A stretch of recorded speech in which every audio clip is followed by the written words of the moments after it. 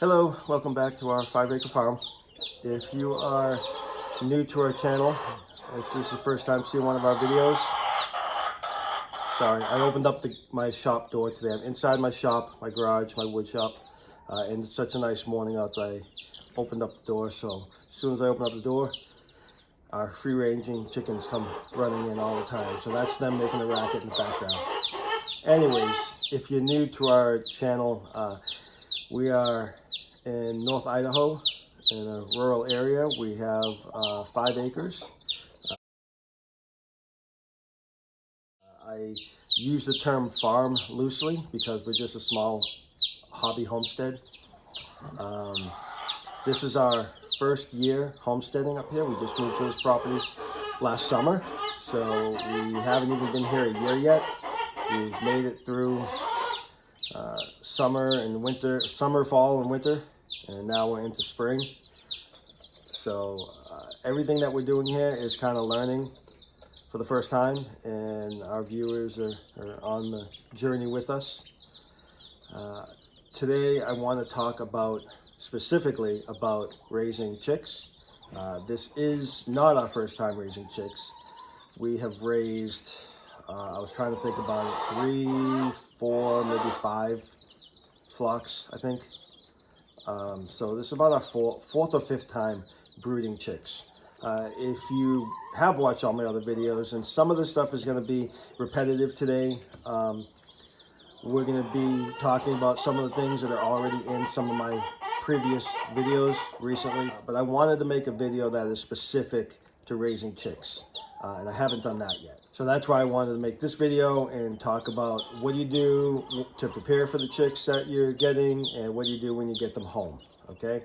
So these chicks here in the brooder are 1 week old, so I'm a little bit late starting this video, but I do have some footage of the day we got them home, so I'll incorporate some of that. Again, it's already video that is in other YouTube videos of mine, but I'll repeat it. No big deal. A little redundant, but that's okay, I think. But I do want to talk specifically, so more of an instructional video, how-to of what you're going to do when you raise chicks. So as you can see, I do have a couple ducks in here as well. These are not the first ducks we've raised, but the first ducks on our current homestead. And so to jump ahead and answer that question, yes, you can raise chicks and ducks together. So I have them here in the brooder. If you have no idea what a brooder is, they're going to be loud the whole time. Sorry. They're out in my driveway. They're wandering around inside my garage. If you have no idea what a brooder is, it is basically a chicken nursery. So it's where you raise your chicks, your ducks, where you brood them.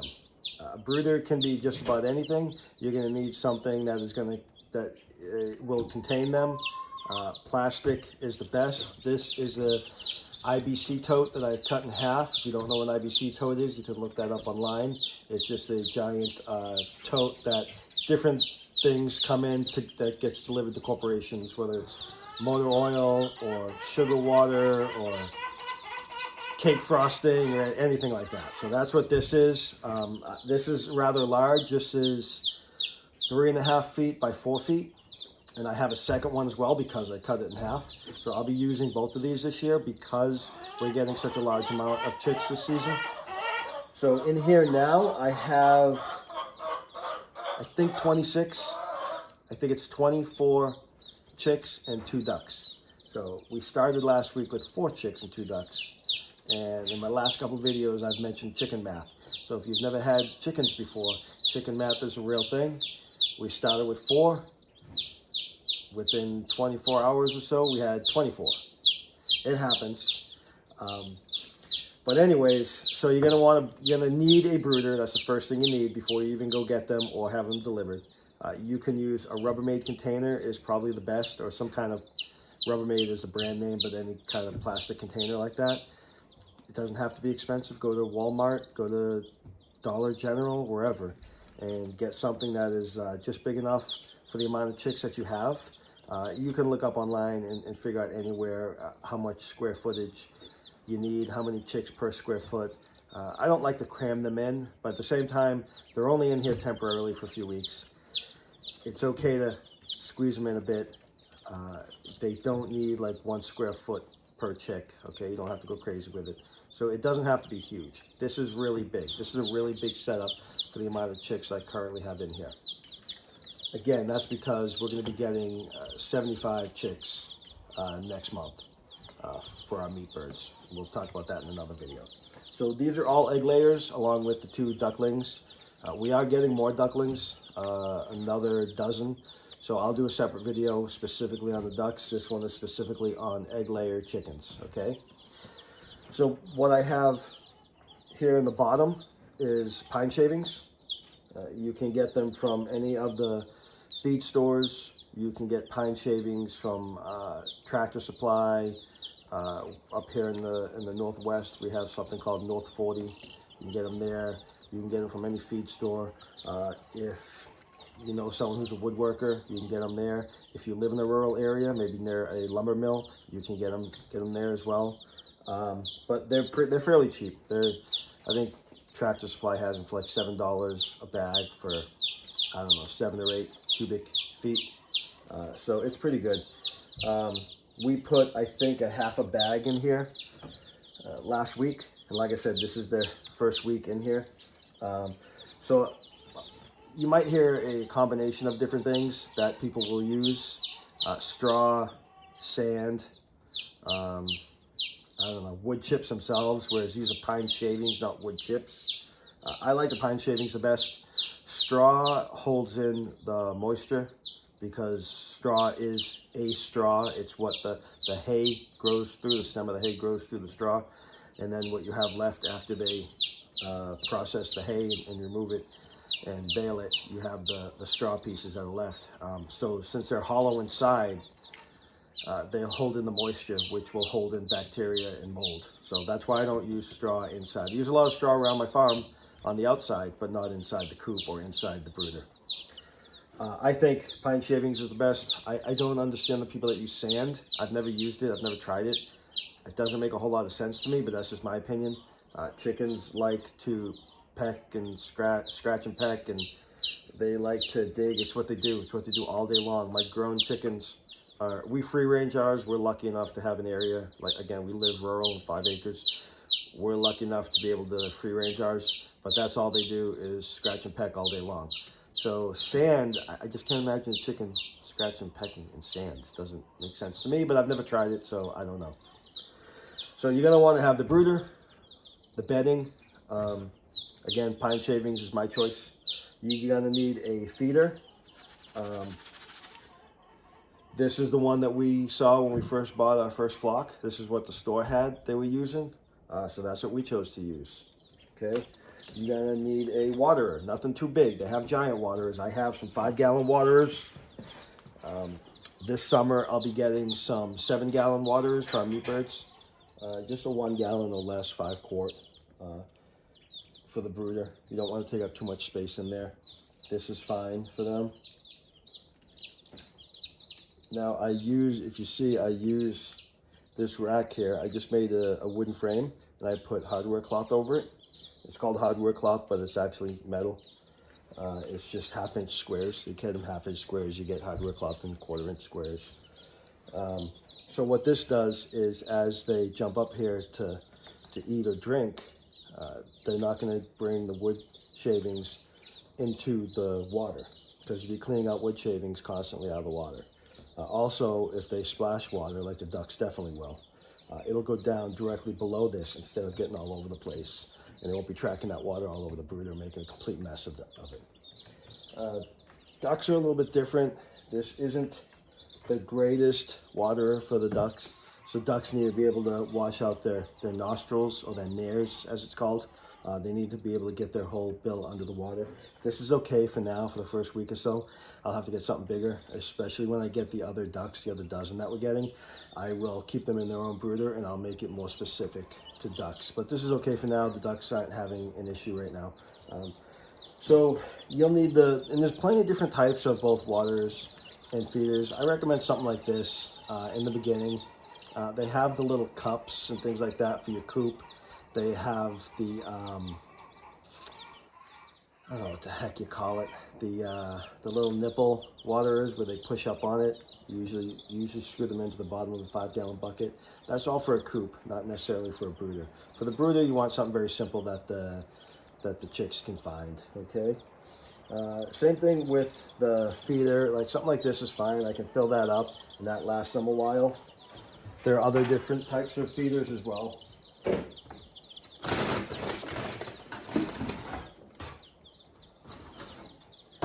So we have these ones as well, and I'll utilize them this year for different things. When we get the meat birds in, we get 75, so I'm gonna have 2 brooders full of chicks. Then I'll start utilizing these as well, so I don't have to run out and buy so many more. So whatever works best. It's a matter of personal preference, really. The difference between something like this and something like this is that this holds a lot more, so I don't have to fill it up as often. And I do have a cover for this. I don't know where it went to, but we do have a cover for that as well to keep them from standing up inside of it. You probably do not want just a trough like that, just an open trough, because they'll get inside there and they'll poop inside there and make a mess of it. So I wouldn't recommend that. Something like this keeps them, something like that with a cover on it keeps them from making a mess inside the food. And then something like this keeps them from standing up on this, making a mess inside the food. So these are both good options to have. Like I said, this one I can just fill up once a week, if that, and that'll be fine for them. That'll last for a while for the sizes they're at now. So there's a couple different ways you can get your chicks. You can order them online, which we have done this year. I haven't received any of those yet. First order is the ducklings that are coming. They'll be coming, their hatch date is April 1st. Then I have the 75 Cornish cross coming. Their hatch date is April 31st.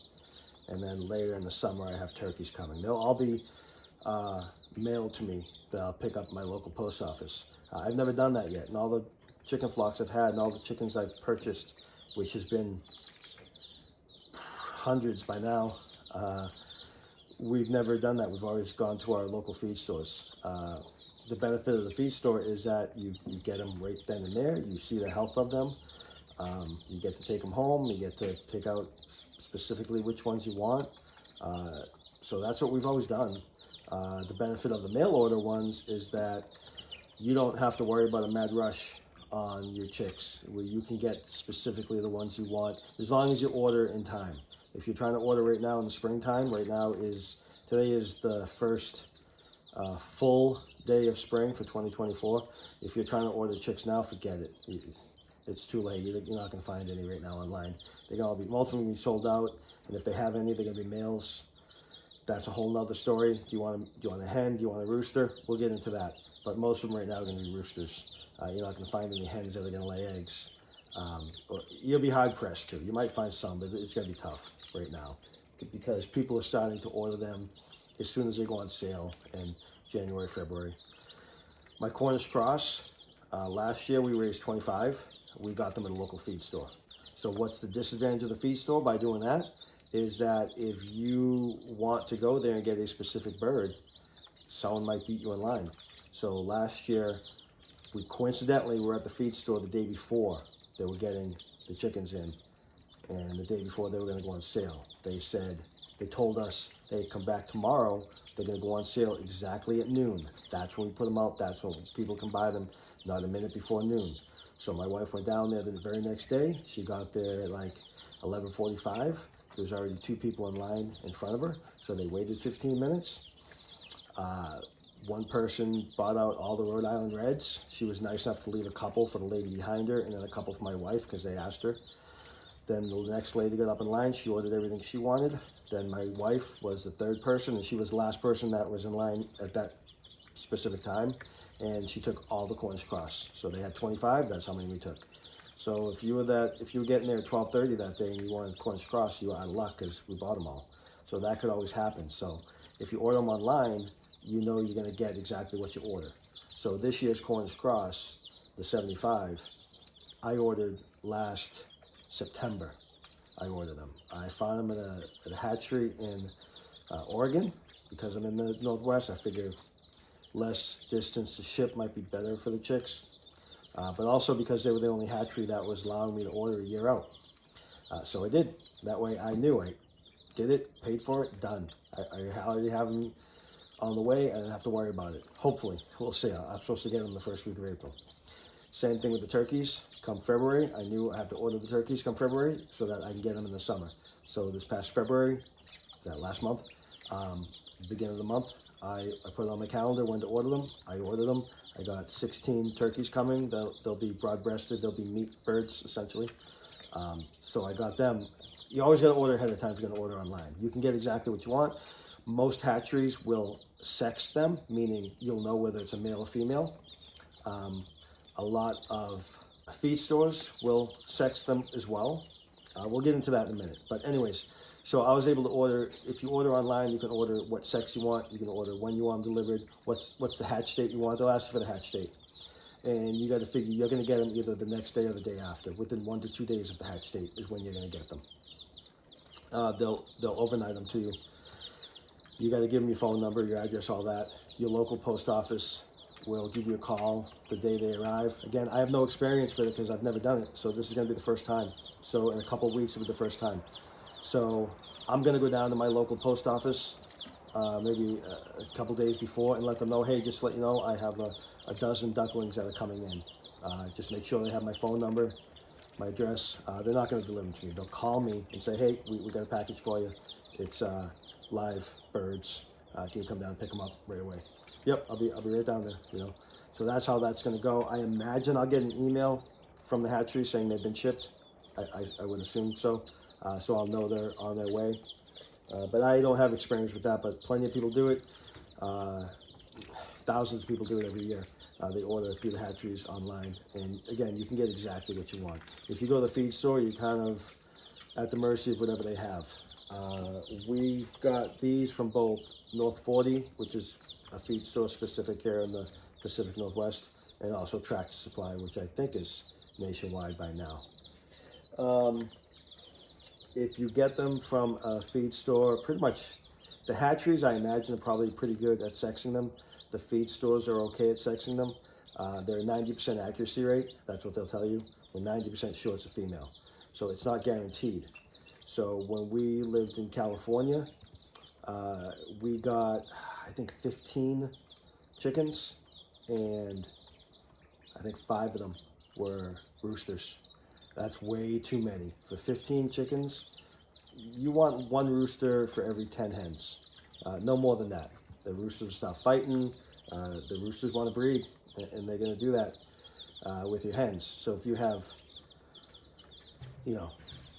if you have 10 chickens total and 5 of them are hens and 5 are roosters, that's not good. They're going to hurt those hens. They're going to fight. The roosters are going to fight amongst themselves, and they're going to hurt the hens. They're going to be overbreeding them. So so we had, I think, 5 roosters out of the 15. Then last summer, we went to the place called North 40 here in the Northwest, and we bought 25 egg layers. Every single one of them was a hen. Couldn't believe it. That was amazing. Every one of them was a hen. That was fantastic. That's not always going to be the case. So this year we have a bunch here, especially with Tractor Supply. They'll sex some of them and not sex all of them.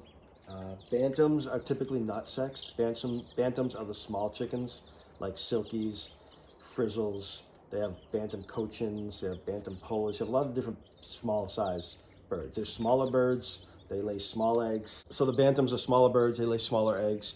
You typically want to separate your bantam flock and your regular size flock, because the larger chickens and the normal sized chickens will pick on the bantams. So right now we have 1 silky. A silky is that real fluffy looking bird. Everyone loves the silkies. If you don't get them straight from a hatchery or straight from a feed store, you're gonna pay a lot of money. So they ran out of silkies this year. We have 3 bantams in here. We don't know what kind they are. We don't know what sex they are. They could be any breed of bantams. We have no idea. They're not silkies, we can tell that, because silkies are pretty distinguishable even as small chicks. They look like little cotton balls with legs, so we know that. So We don't know the sex, we don't know the breed. So if you buy them, so they were cheap. They were just regular price. I don't know what she paid. My wife went and got them. $5 a bird or something like that. I don't know.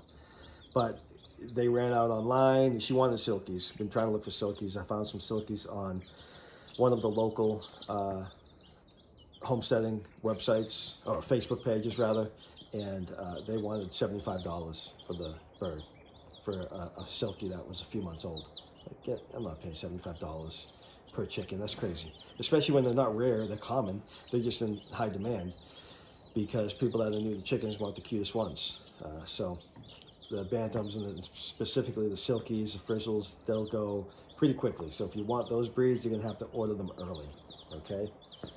Some of the others we have that are from Tractor Supply, some are sexed and some are not. So in other words, we don't know if we're gonna have roosters or hens with a lot of these, which is lousy because if you have too many roosters, we're gonna have to cull some. We can't have, you can either try to give them away or just cull them. And when I said cull, yeah, we harvest them, kill them, put them in the freezer. They go to freezer camp. You just can't have too many roosters. It's going to be too much. It's going to cause too much anxiety in your flock. They're going to be fighting and violent, and it's not good. So that's what we'll have to do if we get too many roosters. Right now, we have a flock of running around the property. We have a flock of, we had a few die this winter. So I think we're down to like 20, I don't know, 25, 27, something like that. I think the highest we were this winter was 29. We lost 2 or 3. I can't even remember now. 2 or 3 we lost. 3 I think we lost this over the winter. So now we're down to 26, and we have 3 roosters, which is perfect. Perfect number. I wouldn't want any more. Not a single one more for that particular flock. The only problem is one of those roosters is a silky, so he gets picked on by the other roosters. He gets chased around, but he'll still sneak in and breed the females when he can. But they all, except for the silky, again, because he's small, they all pretty much get along. So 2 roosters get along fine. The 2 roosters with 24 hens is perfect. They get along fine, those 2 roosters. No issues whatsoever. We're pretty fortunate to have good roosters. Okay, so when you first get them home, whether you get them mail order from the post office or whether you go to the feed store to buy them, you're going to want to have chick starter. Again, I'm talking specifically for chickens. I'm not talking for the ducklings yet. Specifically, you're going to want chick starter. It's going to be in a bag called starter/grower.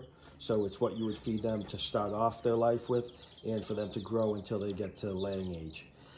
It's going to be 20% or a minimum of 20% crude protein. That's what they need. They need a higher protein to give them more calories, to give them a better growth spurt in the beginning of their life. Okay, so chick starter/grower is what you want to start them off with, and you can keep them on that until they start laying eggs, and then a lot of people will switch over to layer feed. We're not going to do that this year, but that's a different story. I'll save that for a later video. So they're on chick starter right now. We get non-medicated. We don't want our chicks vaccinated. We don't want to feed them medicated feed. There's a lot of different discussions for either one. We've never had our chicks vaccinated. We've never had medicated feed. We have never had a problem. So we don't feed them. Well, this is organic, I think.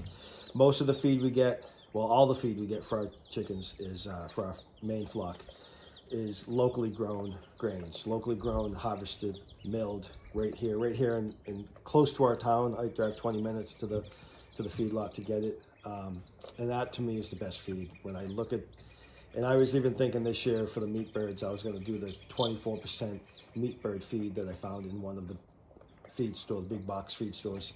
And I looked at the ingredients, and I was like, I just can't do it. I just can't do it. Soy, corn syrup, soy meal, it's all, and these are all the different ingredients. That's just the first line. So the feed that we get for our birds is just oats, wheat, peas, it's all natural stuff. There's no corn, no soy, and everything is non-GMO. So that's what we feed our main flock. For the chicks, we do feed them the stuff from the big box stores because we want the grower starter. I could take a ride up to one of the other feed stores that does have chick starter up there and have the 22%. So I could do that. It's just that we just haven't had a chance to get up there. It's a little bit further away for us. So next time I go up there, that's what I'll get for the chick starter.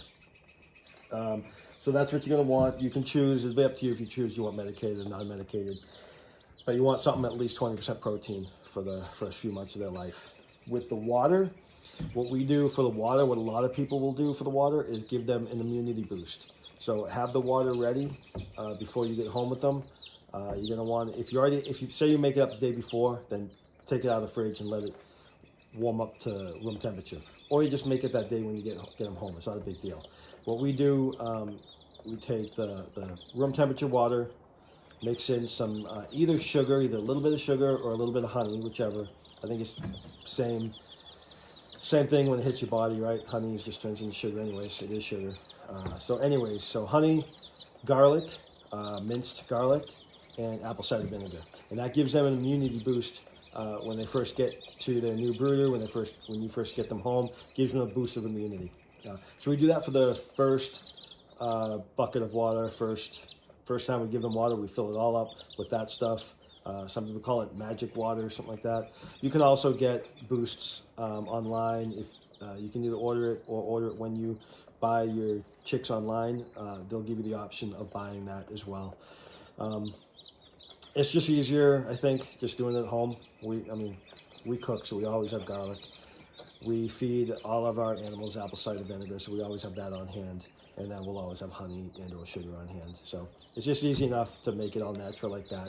We'll do that one time for their first feeding, and then after that, we can give them apple cider vinegar every once in a while. If we don't, that's okay. Give them straight water, or give them the apple cider vinegar, supposedly is an immune boost. So we do that as well. And when you first get them home for that watering, what you want to do, so again, these chicks are a week old. So we've already gotten them here. They've already gotten their first dose of water. This is one of our bantams. Tiny little thing. When we first got them last week, they're about the size of my thumb. Now they've grown a little bit. You can see her feathers starting to come out. They still got all the down feathers on their head. Okay, they're mostly covered in down feathers, but you can see some of the pin feathers coming out now. They grow pretty quickly, and they start getting feathered pretty quickly. So when you first get them home, what you want to do is take them like this, and you want to dip their beaks into the water so that they know. It's just to give them a little taste of the water so that they know exactly where the water is and won't have issues finding it. Sometimes they may, and sometimes they'll just find it on their own. But that's what you do when you first take them out of the box. You want to bring them to the brooder, have the water in there already set up, and you want to dip their beaks in the water as you put them into your brooder. And that will help them find the water. The food, we never do it to because they'll find the food. So once you dip all their beaks, you take them out one by one out of the box, dip their beaks in the water, and then put them down in the brooder. That way you can keep track of which ones you've dipped or not.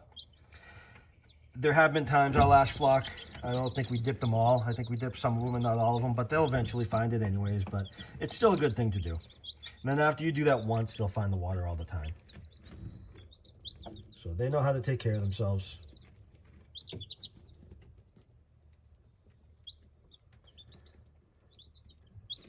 So since we have two ducks here, I have this food and I have this food. It's the same food, except that this one's right here because the ducks need to drink when they eat. They'll take a scoop of food and then take a drink of water at the same time. That's how ducks do it. You don't necessarily have to do that with the chicks.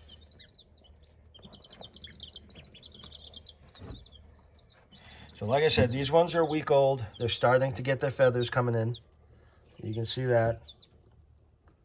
The ducks still have all down feathers on. So the other thing so obviously you must have a brooder. You must have bedding. Don't put them on newspaper. That's just going to be a mess and disgusting. And, like I said, if you have ducks, that'll be a complete mess. The chickens aren't so bad. If you don't know, which you probably don't know, chickens don't urinate. Their urine enzymes come out with their poop. And chicken poop, you'll see, I don't need to show you chicken poop, do I? You'll see some, part of it is white, like on one end of their feces, you'll see some white, and that's the urine enzymes. But just because they're not making a mess with fluid, I personally wouldn't put newspaper down. I do the wood shavings, that's me.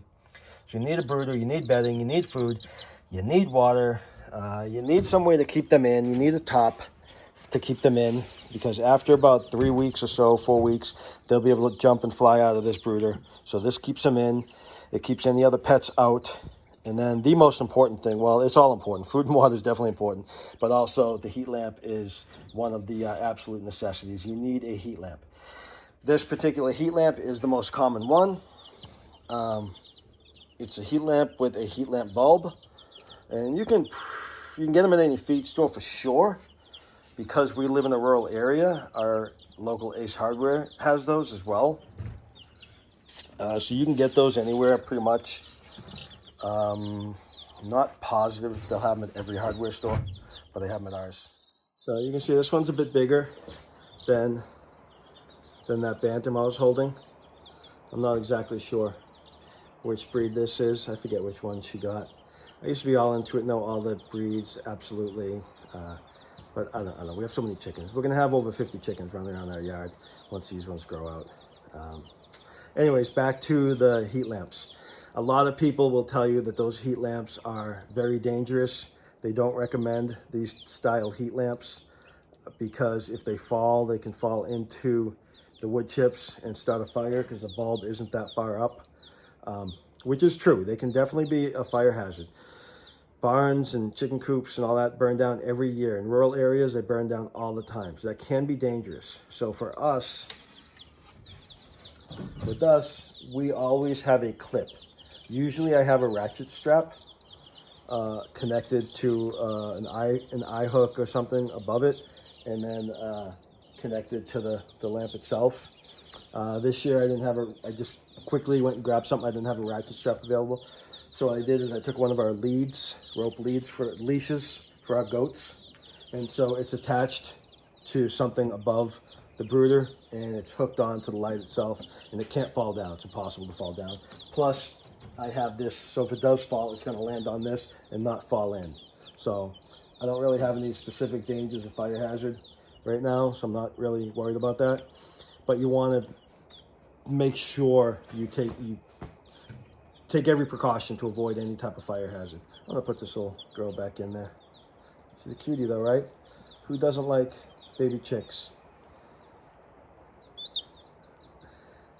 If you don't like baby chicks, you probably like a serial killer or something, right? Adorable. And you can see her feathers are, I keep saying her because I'm hoping it's a girl. You can see her feathers are coming in, the pin feathers are coming in from underneath the down feathers.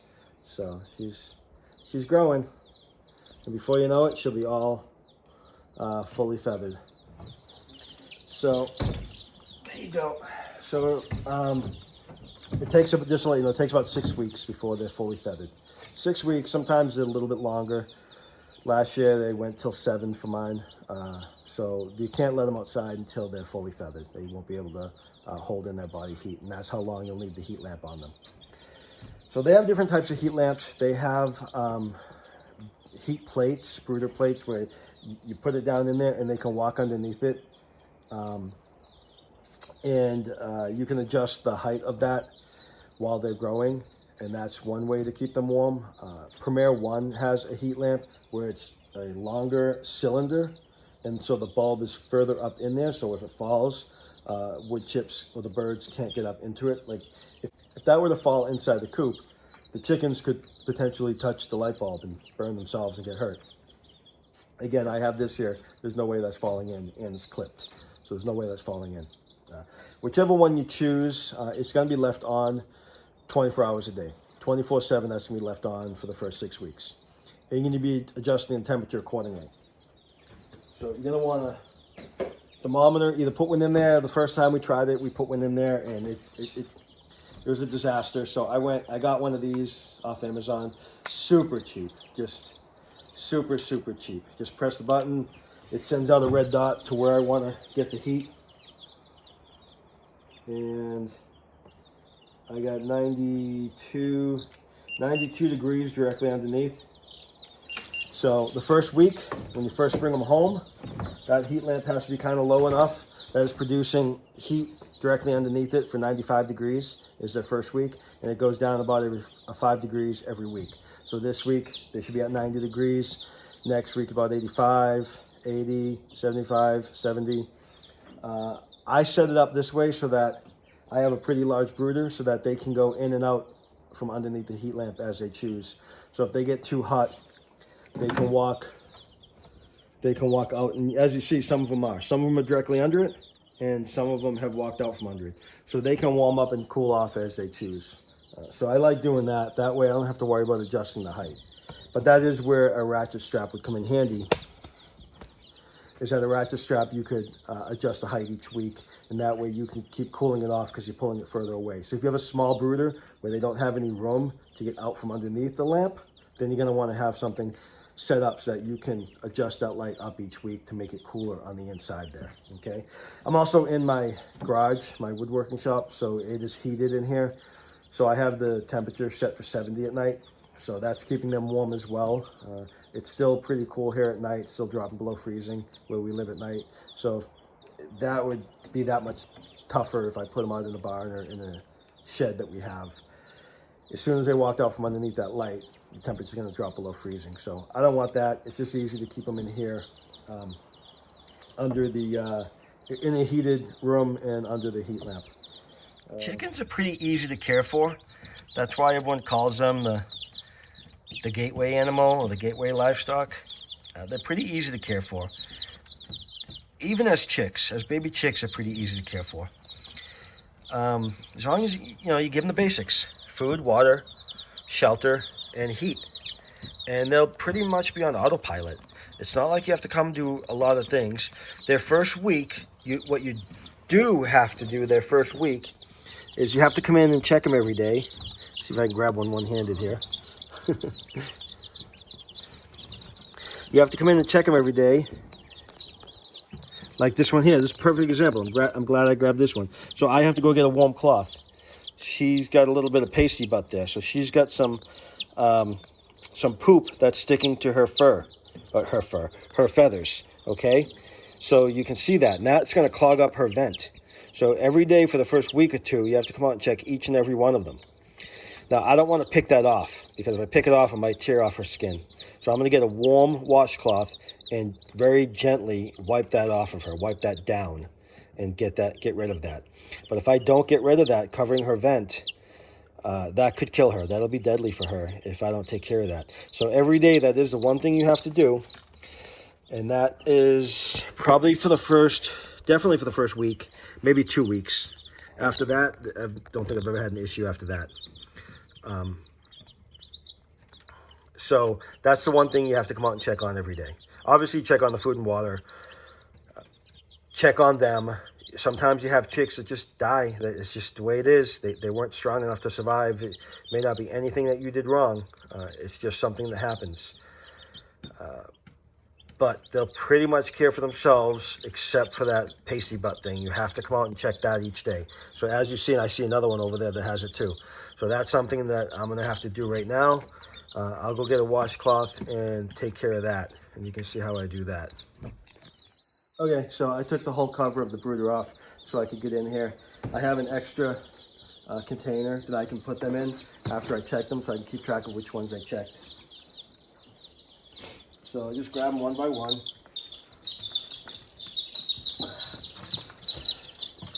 And yeah, see, so this one's covered pretty good.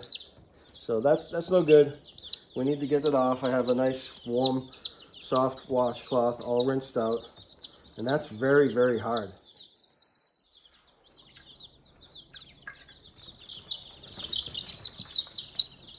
Yeah, they're all pretty bad. We check them every day. This morning they're doing pretty bad. So if we weren't looking out for this and we didn't clean this off, what would happen is they'd get all blocked up and they wouldn't be able to relieve themselves. So it would turn deadly for them. So again, I'm doing it real gentle, just a washcloth with warm water. I don't want to pick it off because their down feathers are so thin. It could pick off their skin. I don't want to do that.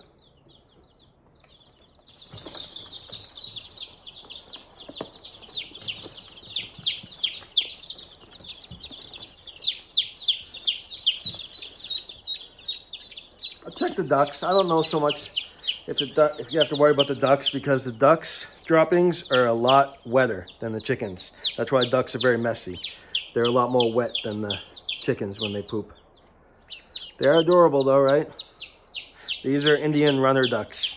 And like I said, we'll talk about them in another video. They'll be older, but we'll get some new ducklings in at the end of this month. So I think 2 weeks from now.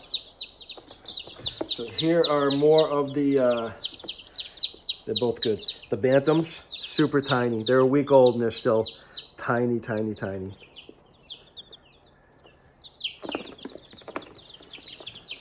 Well, this one's fast.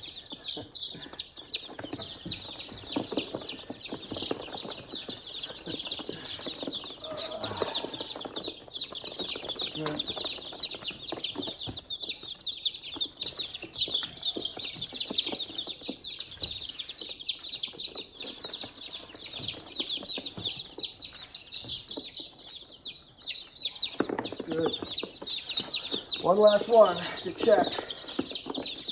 Oh, number 4. One last one to check out of the 26 we have in here.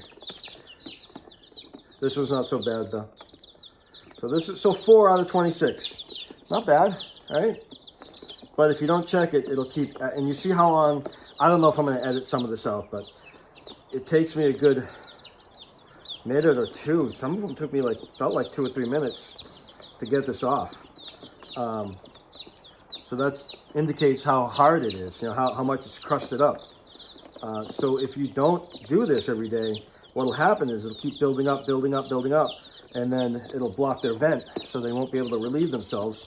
They get blocked up and they'll die.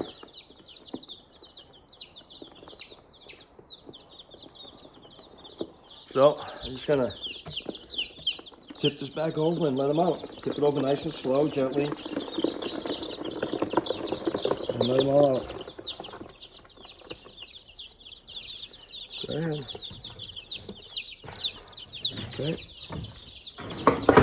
That's how we take care of them the first week or so.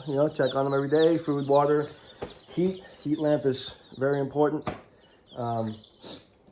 And check their butts for poop. And make sure the temperature is correct. And if you forget anything I'm telling you, you can just look online for the different temperatures. Look at that, even right there, 97, 95. Some spots is up over 100. But like I said, with this setup, they can just move out of the way if they get too hot, and then move back under if they get cold. So, and also, now they're huddled up right now because they're scared. But if you see them huddled up like that all the time, especially that first week or 2, that means that they're cold. So that means you gotta maybe lower that light down a little bit more, give them some more heat. If they're huddled up like that, and again, they're doing this now because they're scared. I just released them all. But if they're doing that all the time, that means that they're cold. If they're completely spread out all the time like that, and they're always like that, that means they're too hot. So you don't even really need a thermometer. It's like the digital one's really nice to have, but you don't even really need it. I definitely recommend it, but if you don't get it, all you have to do is watch. If they're spending all their time like that, I'm not worried about it right now, but if they're spending all their time like that, it's too hot. I know, okay, I gotta lift that light up a little bit. If they're spending all their time like over there, like the duck is, and they're all separated, then they're too, I'm sorry, yeah, too, if they're like that, they're too cold, I gotta drop the light down a little bit. If they're like that, they're too hot, we gotta lift the light up a little bit. So really just watch them, and that's part of farming, homesteading, is you have to know your animals, you have to know your livestock, you have to keep an eye on them, you have to spend time with them. It's not just, you want to spend time with them anyways, it's nice, it's enjoyable, it's fun, that's why you raise animals, right? But it's not just that, it's an important part of raising animals, is keeping an eye on them so that you get to know them. Same thing with them being sick, like I explained how they'll walk around and just plop over and fall asleep. we didn't know that at first until we watched them. And we're like, oh, what's the matter? Something's wrong with them. And then I noticed that they're dozing off like that, and then they just fall over. And it's like, oh, they're just falling asleep. So it just takes time of watching them and realizing what's going on. And just getting to know your animals, and that's the best way to tell if something's wrong with them. So this is the first week. I'll do some more videos as time goes on. Do another one. I'll probably do one once a week. And depending on how long they are, is whether or not I'll release them in segments or all at once. Probably not all at once because I tend to yap a lot once I get start talking. So it'll be too long of a video. So I'll probably do one more next week. I'll edit this one down, do another one next week, and do the first 2 weeks combined into one video, and then do the same thing as we go along. Okay. So I hope that helped you. Hope that gave you a little bit of insight or just a little entertainment if you have no desire to get chickens.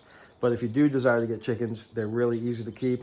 Even if you live in the suburbs, you can get 4 hens for eggs. 4 hens would give a whole family plenty of eggs for a week.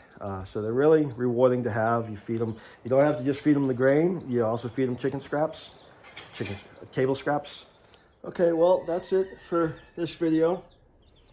I hope you learned something or at least entertained.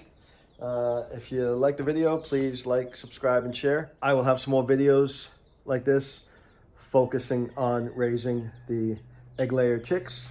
Then we'll also do one on the ducks, and we'll also do one on the meat birds. We'll also do one on the turkeys. So we got a lot of things to raise this spring and summer. So stay tuned, and please, if you like the video, just subscribe, and you can watch the other videos that come out. And we'll do some more instructional videos focused on the specific animals. All right. Thanks for watching. See you next time.